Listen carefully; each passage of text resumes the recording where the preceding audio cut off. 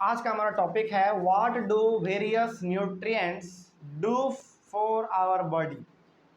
यानी कि हम लोग जब भोजन खाते हैं तो हमारे भोजन में मेनली पांच प्रकार के न्यूट्रिएंट्स हैं। कार्बोहाइड्रेट, प्रोटीन, फैट, विटामिन और मिनरल्स। पांच प्रकार के हमारे बॉडी में न्यूट्रिएंट्स हैं। लेकिन सवाल ये है कि वो न्यूट्रिएंट्स हमारे बॉडी में करते क्या हैं। क्या करते हैं? एनर्जी प्रोवाइड करते हैं, है ना। एनर्जी प्रोवाइड करते हैं तभी हम लोग बोल पाते हैं, खेल पाते हैं, लिख पाते हैं, दौड़ पाते हैं, है ना।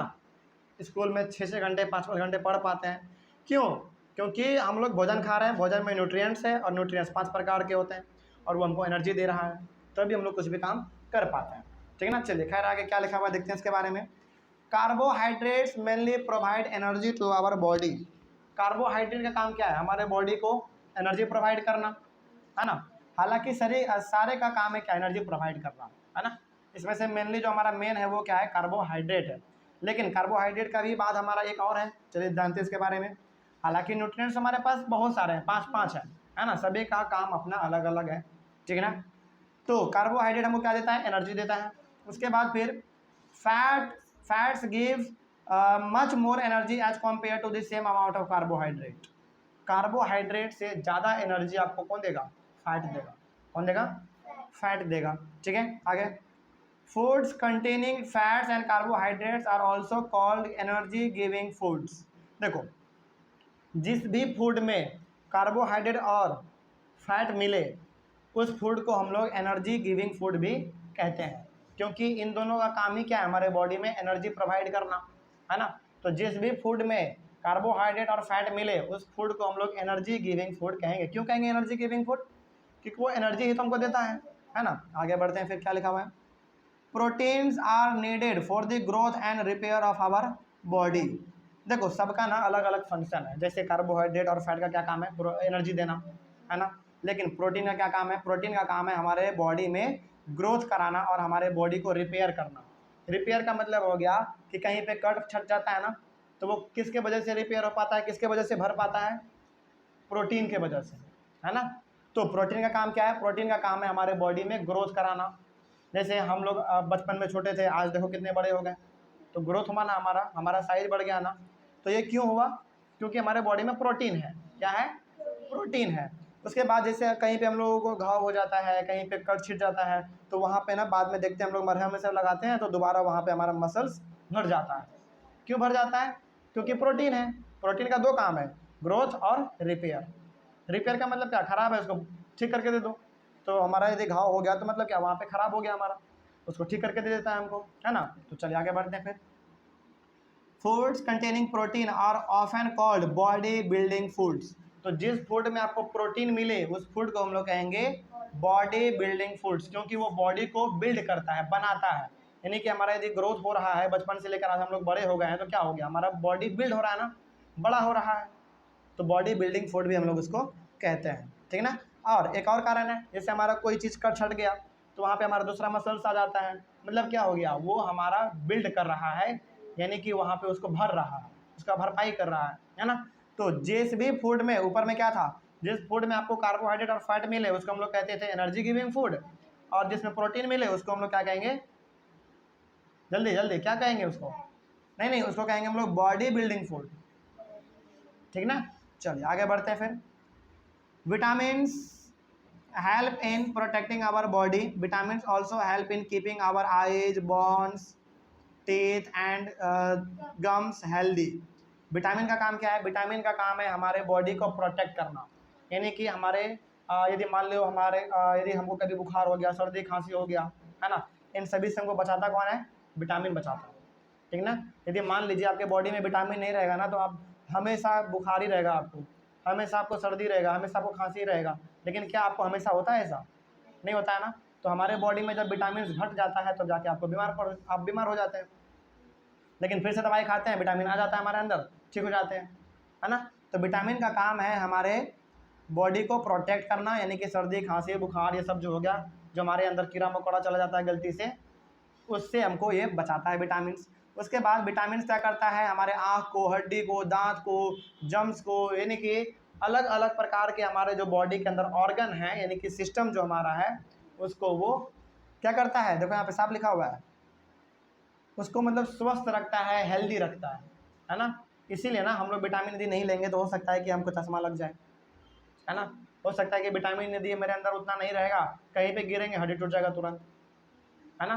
तो यदि लेकिन हमारे बॉडी के अंदर यदि विटामिन ज़्यादा है, अच्छी तरीके से विटामिन भरा हुआ है, तो हम लोग कितना भी दूर तक देखना चाहे देख सकते हैं, चश्मा तो लगेगा ही नहीं। कितना भी खेले कूदे हड्डी टूटने का डर नहीं है ना।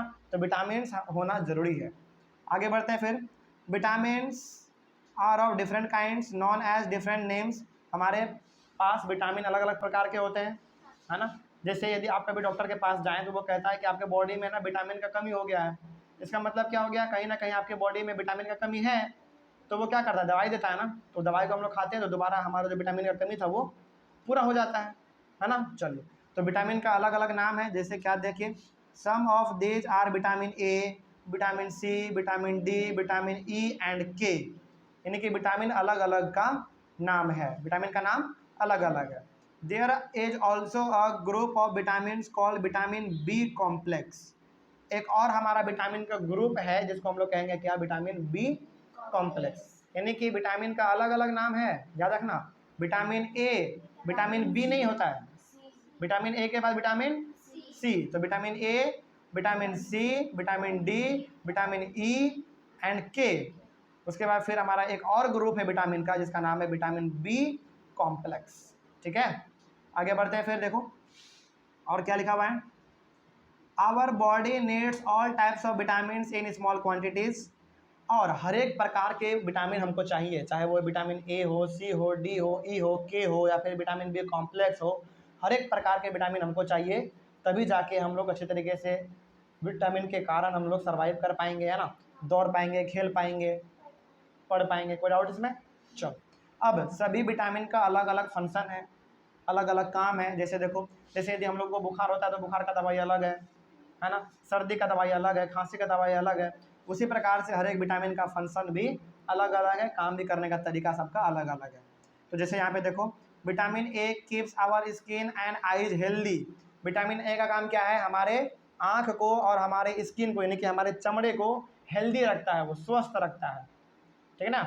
यदि अच्छा, जिस बच्चे को चश्मा लगता है ना, जिस बच्चे का आँख खराब होता है, उसके अंदर किस चीज़ का कमी होता है, विटामिन ए का। तो अब सवाल है कि विटामिन ए करता क्या है, हमारे आँख को स्वस्थ रखता है ना, हेल्दी रखता है, हमारे स्किन को हेल्दी रखता है। कोई डाउट इसमें? चलिए, तो विटामिन ए का काम हो गया कि वो हमारे आई को और हमारे स्किन को वो हेल्दी रखने का काम करता है, यानी कि स्वस्थ फिट रखने का काम करता है। उसके बाद vitamin C helps body to fight against many diseases. Vitamin C का काम है हमारे बॉडी के अंदर गलती से भी कोई कीड़ा मकोड़ा आ गया, छोटे मोटे जीव जंतु आ गए गलती से, है ना, उसको खत्म करने का काम कौन करता है, विटामिन सी, ठीक है ना। जैसे हमारे आसपास इतने सारे छोटे छोटे माइक्रो ऑर्गेनिज्म उसको हम लोग कहते हैं, है ना, जो कि बहुत छोटे होते हैं, हम लोग उसको देख नहीं सकते हैं। ऐसे गलती से हम लोग कभी पानी पीते हैं, फिर खाना खाते हैं, तो वो साथ ही साथ हमारे बॉडी के अंदर आ जाता है, तो उसको मारने का काम कौन करेगा, विटामिन सी करेगा। आगे बढ़ते हैं फिर, और कुछ बातें यहाँ पे लिखी हुई हैं, इसको भी हम लोग थोड़ा सा जान लेते हैं। चलिए, उसके बाद है फिर हमारा यहाँ पे vitamin D helps our body to use calcium for bones and teeth. Vitamin D का काम क्या है, विटामिन डी का काम है हमारे हड्डियों को, हमारे दांतों को मजबूत रखना, है ना। जैसे हड्डी कमज़ोर पड़ता है तो हम लोग टूट जाते हैं जल्दी, हमारा हड्डी टूट जाता है। थोड़ा सा कहीं पे कबड्डी खेलने में मान लो गिर गए, फटाक से हड्डी टूट जाएगा। मतलब क्या हुआ, मतलब ये हो गया कि कहीं ना कहीं आपके बॉडी के अंदर विटामिन डी की कमी है ना। तो जिस बच्चे का पैर हाथ ये सब टूटता है ना, तो डॉक्टर उसको बैंडेज जब करते हैं ना, तो कहते हैं कि आप विटामिन डी का गोली जरूर लीजिएगा। क्यों? ताकि आपका हड्डी मजबूत हो, है ना। चलिए आगे बढ़ते हैं फिर। Minerals are also needed by our body in small quantities. Each one is essential for proper growth of body and to maintain good health. जिस प्रकार से हमारे बॉडी के लिए कार्बोहाइड्रेट जरूरी है, प्रोटीन जरूरी है, फैट जरूरी है, विटामिन जरूरी है, उसी प्रकार से हमारा मिनरल्स भी जरूरी है ना। मिनरल्स भी हमारे बॉडी के लिए बहुत ज़रूरी है। तो इस प्रकार से हम लोग कह सकते हैं कि हमारे लिए जो हमारा न्यूट्रिएंट्स है, पाँचों का पाँचों बहुत ही ज़्यादा ज़रूरी है।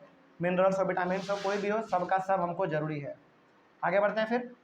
तो यदि आप चाहते हैं कि आपका स्वास्थ्य ठीक रहे, आप अच्छी तरीके से जीवन को जी पाएँ, तो आपके बॉडी के अंदर पाँचों चीज़ का होना बहुत ही ज़्यादा ज़रूरी है, ठीक है। आगे बढ़ते हैं फिर। कहाँ तक पढ़ चुके तभी हम लोग? हाँ ठीक है।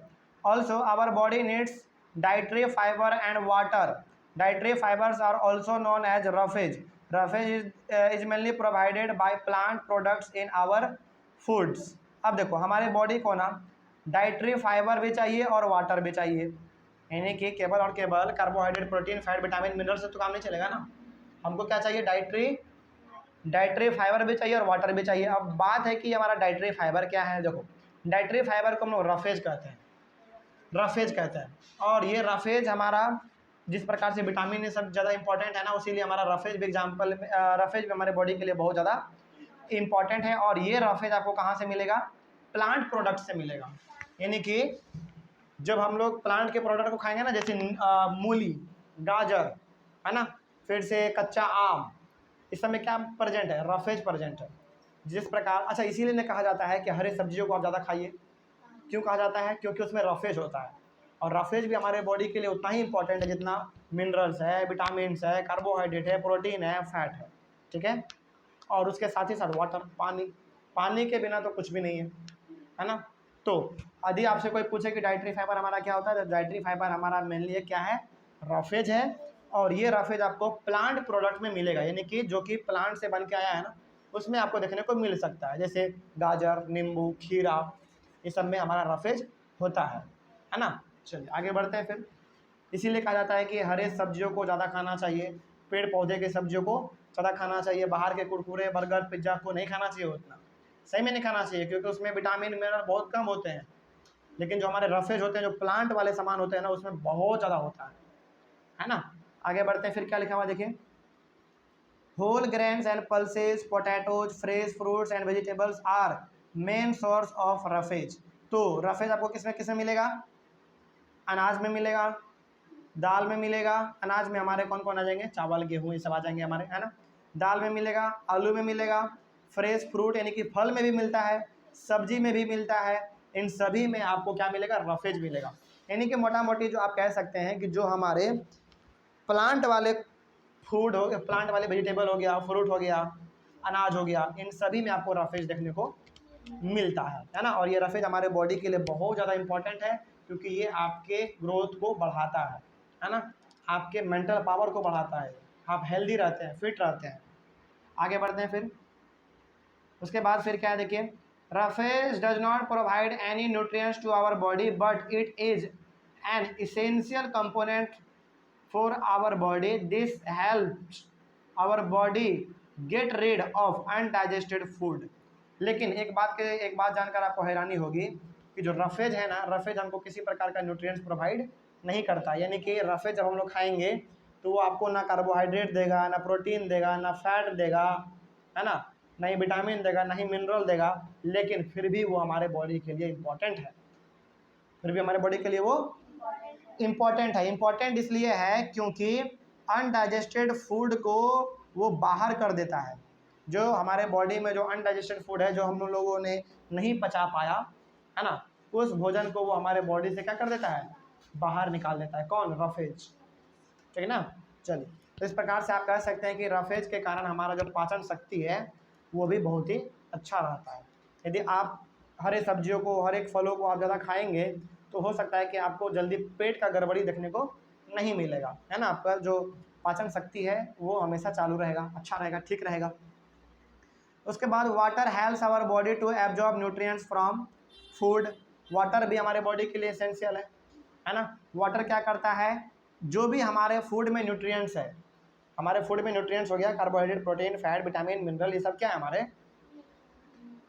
न्यूट्रिएंट्स ही तो है. तो फूड से न्यूट्रिएंट्स को खींचने का काम, यानी कि एब्जॉर्ब करने का काम कौन करता है?